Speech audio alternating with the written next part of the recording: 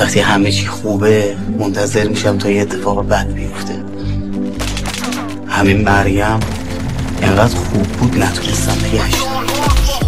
سالهاست با خودم تو جنگم، اما امروز بیشتر از قبلن. بیچاره قلبم که اونو هر کجا گذاشتم قطره خون میچه که ازش واسه ماجد. عشق رو داغونش کرده راحت، تو طعم ناخوش گریه هامو یادت نیست. به جز سنگ کوچیک همه بودن نارفیق، تو هیچ کدوم از خوبی یای من رو یادت نیست. اما خیلی خوب راه قلبم رو واردی. من که داشتم همه چی رو درست میکردم، بگو چرا منو کردی تو عمق دومتری غرقم. شایدم میخواستی برات راهو باز کنم، منی که کنار تو خوابیدم و با تو با شدم. این همه شب این همه روز بهت رسیدم، فکر میکردم از آسمون اومده فرشته پیشم.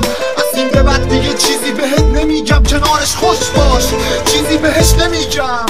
من جهنمیم و بهش نمیرم، خاطراتمون تو تنهایی نوشته میشم فقط. امان و امان